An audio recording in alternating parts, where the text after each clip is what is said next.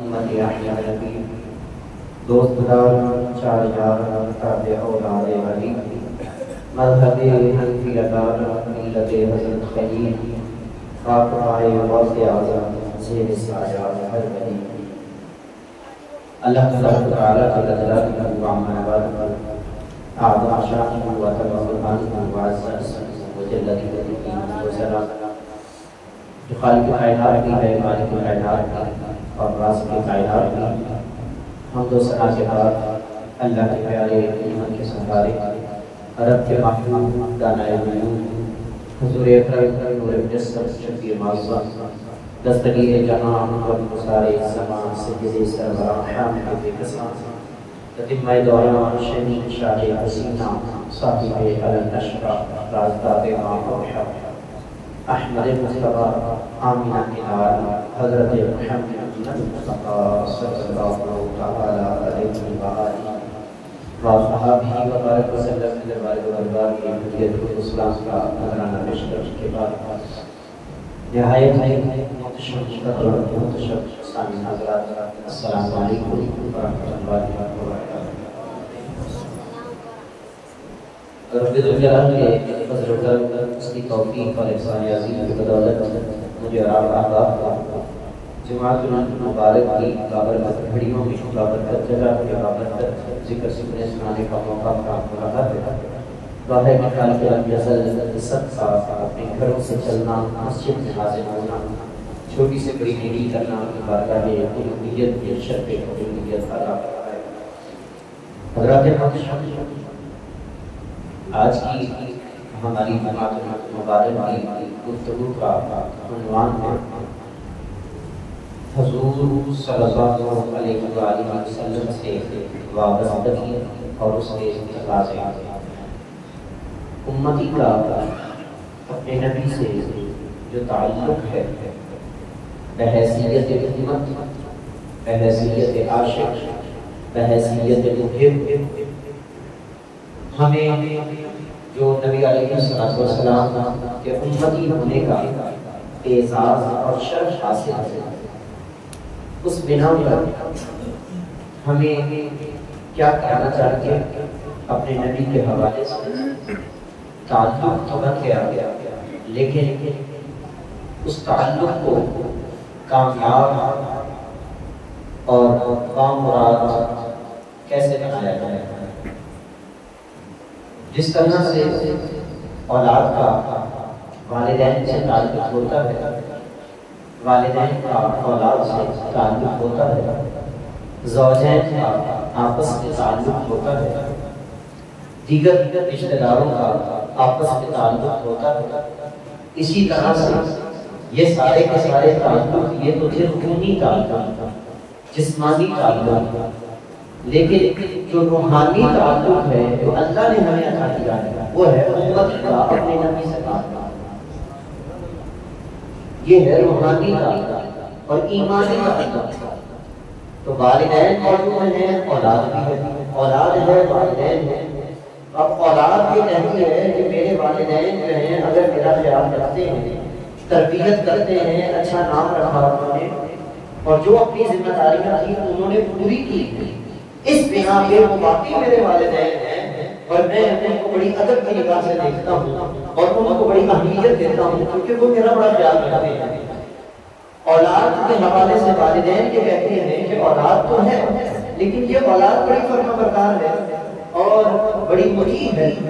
اور بڑا خیال رکھنے والی ہے، ادب رکھت کرنے والی ہے، تو لہذا یہ جو مانگیں گے ہم انہیں دیں گے اور ہم جو کچھ کر رہے ہیں وہ ان کی خاطر کر رہے ہیں۔ یعنی یہ جو تعلق ہے اولاد کا والدین کے ساتھ اور والدین کا اولاد کے ساتھ، اس تعلق کو کامیاب بنانے کے لیے چند تقاضے ہیں، چند اصول و قوانین ہیں کہ جن پر اگر کوئی عمل کرے گا، والدین عمل کر لیں گے تو وہ اچھے گنے جائیں گے، اولاد عمل کر لے گی تو وہ اچھی ثابت ہو جائے گی، شوہر عمل کر لے گا تو وہ بیوی کے لیے اچھا بن جائے گا، بیوی عمل کر لے گی تو شوہر کے لیے اچھی بن جائے گی۔ اسی طرح سے ایک امتی کا جو اپنے نبی صلی اللہ علیہ وآلہ وسلم کے ساتھ بحیثیت امت جو تعلق ہے، جو ایک ایمانی اور روحانی رشتہ ہے، اس کو بھی اگر کوئی کامیاب بنانا چاہتا ہے کہ واقعی میں حضور کا امتی ہو، تو پھر اس کے بھی کچھ اصول اور قوانین ہیں، پھر اس وابستگی کے بھی کچھ تقاضے ہیں، پھر اس تعلق کو باوقار اور کامیاب بنانے کے بھی کچھ اصول و قوانین موجود ہیں۔ اگر ان تقاضوں پر، اگر ان اصولوں پر، ان قوانین پر کوئی عمل کرے گا تو سمجھا جائے گا کہ یہ واقعی اپنے نبی کا وفادار امت ہے۔ یہ واقعی لفظی نہیں بلکہ معنوی اور عملی طور پر اپنے نبی صلی اللہ علیہ وسلم سے محبت اور عشق کرنے والا ہوگا۔ اس بنا پر قرآن مجید میں اللہ عز و جل نے یہ ارشاد فرمایا فَإِنْ آمَنُوا بِمِثْلِ مَا آمَنْتُمْ بِهِ فَقَدِ اهْتَدَوْا۔ اے محبوب صلی اللہ علیہ وسلم آپ کو فرما دیجئے اگر یہ ایمان لے آئے بِمِثْلِ مَا آمَنْتُمْ بِهِ، اس طرح سے جس طرح آپ کے صحابہ ایمان لائے ہیں، تو فَقَدِ اهْتَدَوْا، تو پھر یہ ہدایت پا جائیں گے۔ اہل الگ منافقین دیگر جو مختلف فرقوں کے لوگ ہیں، مختلف جماعتوں کے لوگ ہیں، محبوب آپ کو فرمائے اگر تم ایمان لے آؤ اس طرح سے ایمان لے آؤ جس طرح نبی کے صحابہ ایمان لائے ہیں، جو کچھ یہ نبی صلی اللہ علیہ وسلم کے حوالے سے عقیدت اور نظریہ پر تعلق رکھتے ہیں، اس طرح کا تعلق اگر باقی لوگ بھی بنا لیں گے تو یہ بھی ایمان والے ہو جائیں گے۔ فَقَدِ اهْتَدَوْا، نہ صرف ایمان والے ہو جائیں گے بلکہ ہدایت بھی پا جائیں گے۔ اہدنا الصراط المستقیم، ہمیں سیدھے راستے کی ہدایت دے، سیدھا راستہ دکھا۔ اللہ فرماتا ہے فقط اہتدوا، ہدایت ہمیں ملے گی، کیسے ملے گی؟ فَإِنْ آمَنُوا بِمِثْلِ مَا آمَنْتُمْ بِهِ، جس طرح نبی کے صحابہ ایمان رکھتے ہیں اس طرح تم اپنے نبی پر ایمان رکھ لو، اللہ تمہیں ہدایت عطا کرے گا۔ یعنی ایک اصول ہمارے پاس آیا، اور وہ اصول کیا آیا کہ صحابہ کی پیروی، صحابہ کی اتباع، صحابہ کے عمل کو دیکھنا، ان کے جذبوں کو دیکھنا، ان کی خدمات کو دیکھنا، ان کے اپنے نبی کے ساتھ بنے ہوئے تعلق کو دیکھنا، ان کی وفاداریوں کو دیکھنا اور ان کے عشق کو دیکھنا، ان کی محبت کو دیکھنا۔ تم ان کو دیکھتے چلے جاؤ، جیسے جیسے وہ ایمان رکھتے تھے ویسے ویسے ایمان اپناتے چلے جاؤ، اللہ تمہیں ہدایت دے۔ اس اختلاف میں پڑھو ہی نہ کہ نبی کو کیا مانے کیا نہ مانے، کیا کریں کیا نہ کریں، تم نے صرف اور صرف اللہ فرماتا میں ایک اسپٹی تمہیں دے رہا ہوں، ایک ضابطہ، ایک اصول تم یہ اپنا لو کہ جیسے نبی کے صحابہ تھے ویسے کرو، ویسے اپنا لو نبی کو، تم ہدایت پا جاؤ۔ اب نبی صلی اللہ علیہ وسلم کے صحابہ حضور علیہ السلام کو کیسے مانتے تھے؟ اب کیونکہ ہم نے صحابہ کے طریقے کو دیکھنا ہے، جس طرح نبی مکرم نور قسم شفیع معظم صلی اللہ علیہ وسلم نے صحابہ کرام رضوان اللہ علیہم اجمعین کی عظمت کا چیپٹر جب ہم کھولتے ہیں تو اس میں ہمیں آپ صلی اللہ علیہ وسلم کا یہ فرمان ملتا ہے کہ اصحابی النجوم اہتدیتم، میرے صحابہ وہ تاروں کی مانند ہیں اور ان میں سے تم جس کی بھی اقتداء کرو گے ہدایت پا جاؤ گے۔ یعنی نبی صلی اللہ علیہ وسلم کے صحابہ جو ہیں ان کی یہ فضیلت ہے۔ اور پھر فرمایا کہ اللہ تعالیٰ نے میرے لیے تم میں سے چند لوگوں کو چن لیا ہے، اور وہ کون ہے؟ فرمایا وہ میرے صحابہ، تم میں سے چند لوگوں کو میرے لیے چن لیا ہے، اللہ نے چنا ہے اور وہ صحابہ ہیں۔ اور پھر فرمایا جس نے میرے صحابہ سے پیار کیا اس نے مجھ سے پیار کیا، اور جس نے صحابہ سے بغض رکھا اس نے گویا مجھ سے بغض رکھا۔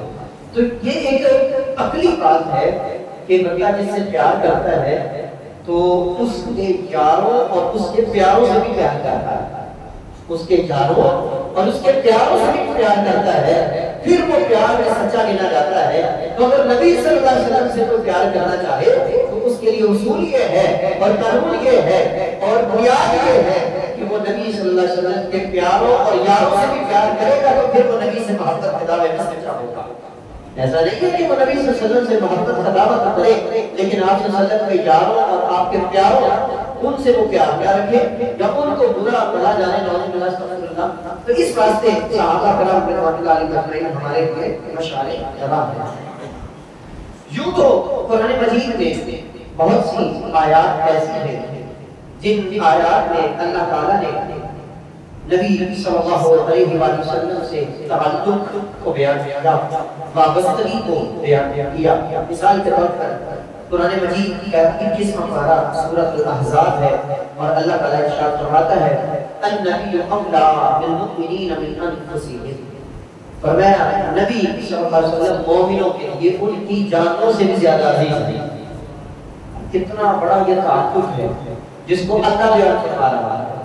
کہ نبی صلی اللہ علیہ وسلم مومنوں کے لیے ان کی جانوں سے بھی زیادہ عزیز ہیں۔ بندے کو جان بڑی عزیز ہوتی ہے،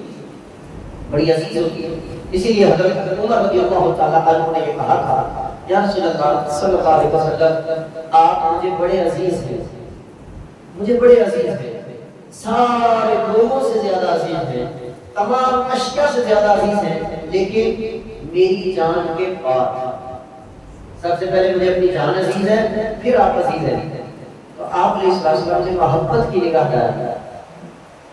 محبت کی نگاہ ڈالی، تو آپ صلی اللہ علیہ وسلم کی نگاہ کے کیا ہی کہنے ہیں، جس طرف اٹھ گئی دم میں دم آ گیا،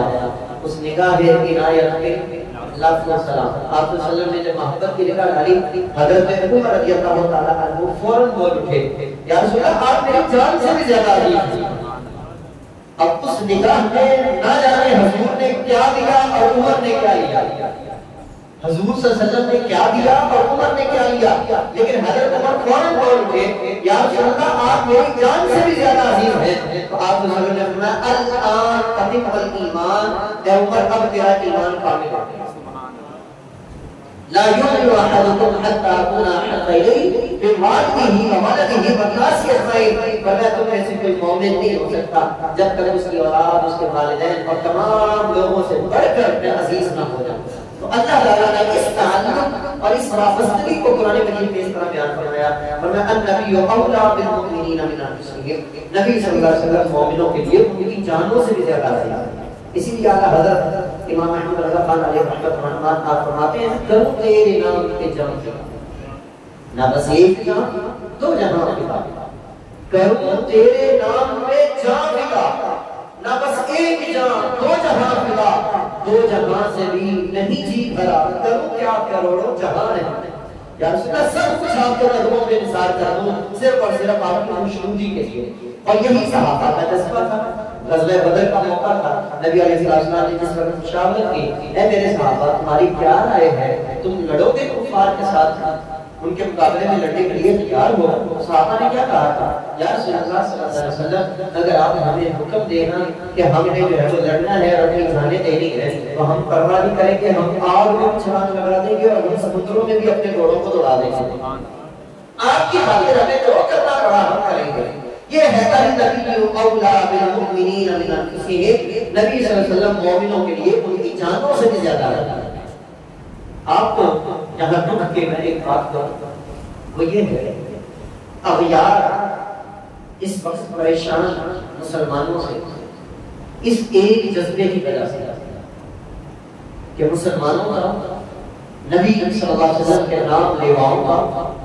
نبی صلی اللہ علیہ وسلم کے غلاموں اور ایمانوں اور اشاعت کا یہ جو جذبہ ہے کہ ہم اپنی جانیں بھی قربان کر دیں گے، یہ جو جانیں قربان کرنے والا جذبہ ہے اس سے اغیار کے بڑا پریشان ہے۔ ان کو سب سے بڑی ٹینشن یہ ہے، سب سے بڑی پریشانی یہ ہے کہ یار یہ اس کی خاطر اپنے نبی صلی اللہ علیہ وسلم کی خاطر اپنی جانیں بھی قربان کر دیں، اپنا سب کچھ۔ حضرت عبداللہ بن حذافہ صاحب کی طرف واقعہ مجھے یاد آ گیا کہ جس وقت شاہ حرم بادشاہ روم کا بادشاہ تھا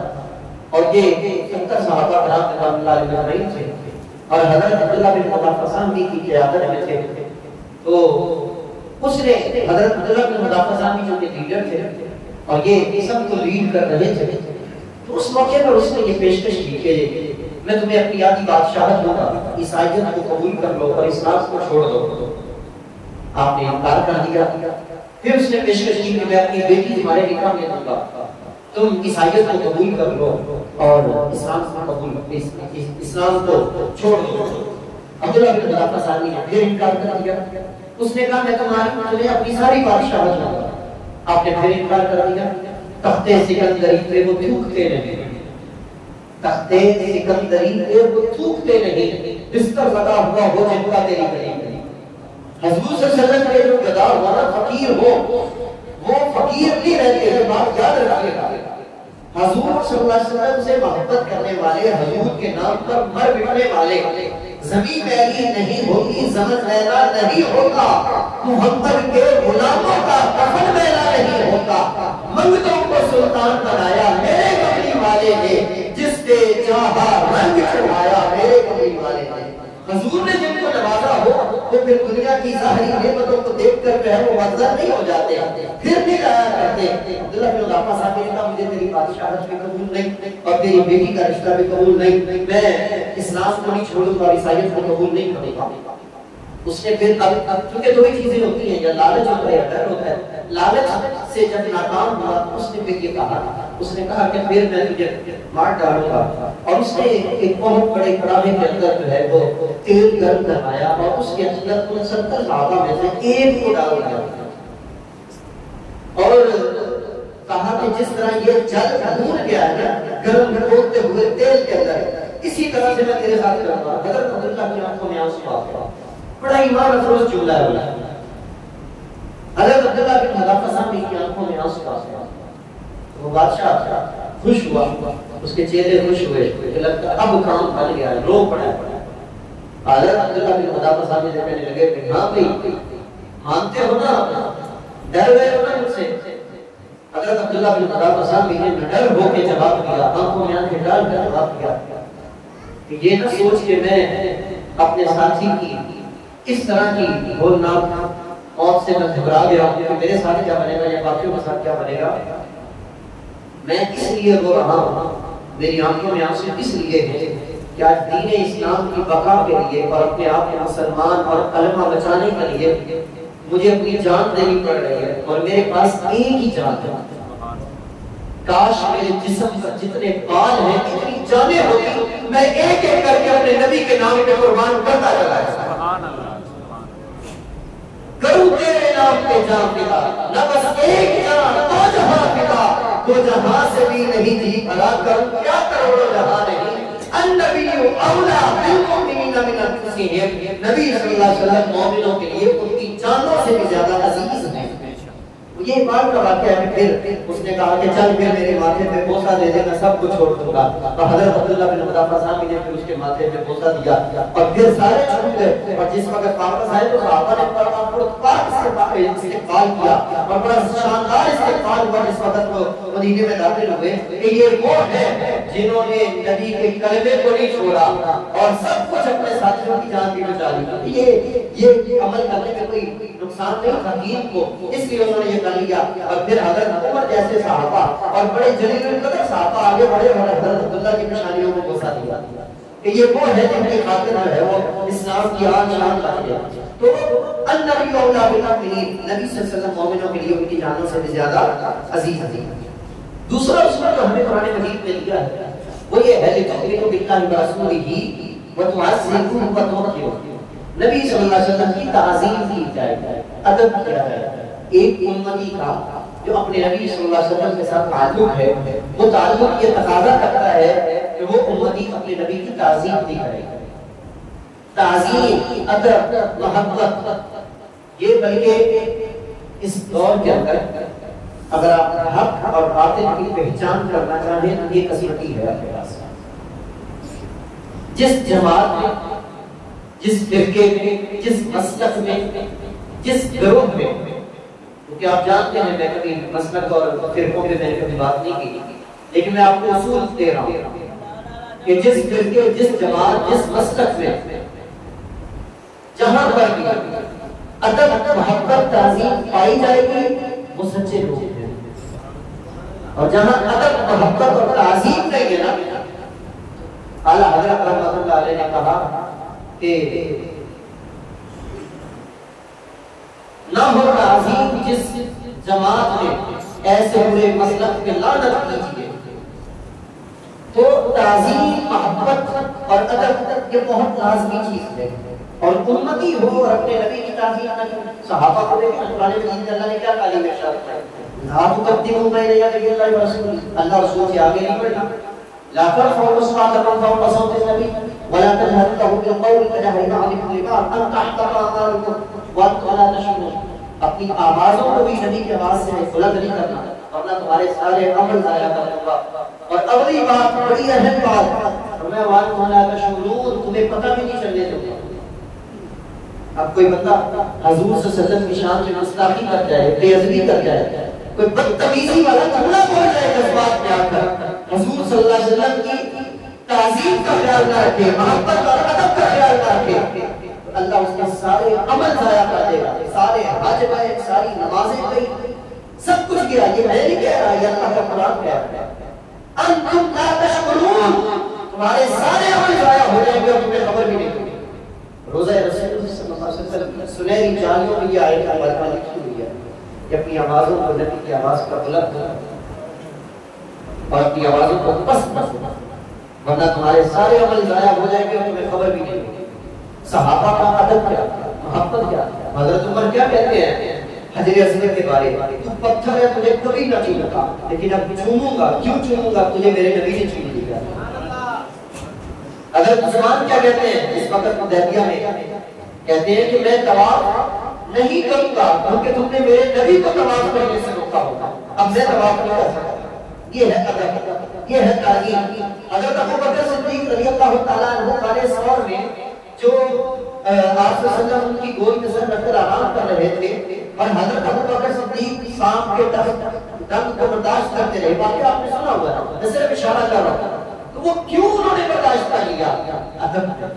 تعظیم سے کہ کہیں حضور کو تکلیف نہ پہنچے، حضور کی نیند میں خلل نہ آ جائے، بلکہ جبریل امین بھی آتے ہیں معراج پر لے جانے کے لیے تو وہ بھی آپ کے پاؤں پر روزہ دیتے ہیں ادب اور تعظیم کے لیے۔ حضرت علی کرم اللہ وجہ کریم کی اثر کی نماز اگر لے جاتی ہے تو وہ بھی ادب اور تعظیم کی وجہ سے۔ صحابہ اگر حضور صلی اللہ علیہ وسلم کے بال مبارک کو چاندی کی ٹکیا پہ رکھ کر سنبھال لیتے ہیں تو وہ بھی ادب اور تعظیم کی وجہ سے۔ صحابہ اگر حضور کے جسم سے لگنے والی چادر اور قمیض کو اپنے لیے برکت کے طور پر رکھتے ہیں اور اس کو دھو کر بیماروں کو پلا کر شفا لیتے ہیں تو یہ بھی ادب اور تعظیم کے۔ صحابہ کرام رضوان اللہ علیہم اجمعین اگر حضور علیہ السلام کے وضو والے پانی کو لینے کے لیے لڑتے جھگڑتے ہیں، جس کو نہیں ملتا وہ دوسروں کے ہاتھ پر ہاتھ رکھ کے اپنے چہرے پہ مت دیتا ہے، تو آپ رہن کو نیچے نہیں گرنے دیتے، وضو والے پانی کو نیچے نہیں گرنے دیتے، یہ سب کچھ جو ہوتا ہے یہ ادب اور تعظیم کی وجہ سے۔ آج بدبختی آ گئی کہ ادب کہاں آ گیا، تعظیم کہاں آ گئی، یہ کھڑے کیوں ہوتے ہو درود و سلام کے لیے، یہ ایسے کیوں کرتے ہو، یہ ویسے کیوں کرتے ہو، تو یہ ساری باتیں یہ فضول باتیں ہیں۔ ادب اور تعظیم میں تو بندہ بہت کچھ کر جاتا ہے، بہت کچھ کر جاتا ہے۔ اس میں یہ بات یاد رکھیے گا، عشق خود بہت بڑی دلیل ہے، عشق اور محبت خود بہت بڑی دلیل ہے۔ کوئی اگر مجھے سے پوچھے کہ تو کتے کے پاؤں کیوں چوم رہا ہے، اس نے کیا کہا، اس نے کہا لیلا کی گلیوں سے ہو کر آئے، بات ہی ختم ہو گئی۔ عشق ہے نا، محبت ہے، تو جب محبت اور عشق غالب آ جائے پھر دلائل کی ضرورت نہیں رہتی۔ صرف اور صرف یہ ہے یہاں پر فرق یہ ایک طرف ہے توحید اور ایک طرف ہے رسالت۔ توحید کو کوئی خلل نہ آئے، عقیدہ توحید برقرار رہے، توحید اپنی جگہ پر اللہ کو ایک ماننے کے حوالے سے نبی کو مانتے ہوئے نہیں، ایسا نہ ہو کہ حد سے بچ جائیں، اس چیز کا بس خیال رکھنا ہے۔ باقی امام مسیحی رحمۃ اللہ علیہ نے یہ کہا، فرمایا قامت النصارى فی نبیہم واحکم بما شئت فیہ واحکم۔ نصرانیوں نے، عیسائیوں نے اپنے نبی کے کمالات کو جب دیکھا انہوں نے کہا یہ تو مردوں کو زندہ کر رہے ہیں، یہ تو نابینوں کو بینائی دے رہے ہیں، یہ تو کوڑ والوں کو شفا دے رہے ہیں، یہ تو اللہ کے کام ہے، لہذا یہ بھی خدا ہو گیا۔ امام مسیحی کہتے ہیں میں تمہیں کہتا ہوں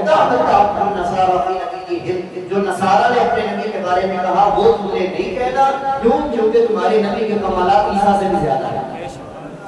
وَاحْكُمْ بِمَا شِئْتَ فِيهِ وَاحْكُمْ، اور اس کے علاوہ جو دل چاہے تو کہہ لینا، تمہارے نبی کے لیے یہ بالکل مناسب ہوگا کیونکہ اللہ نے ان کو بہت شان عطا کی۔ تو تعظیم اور محبت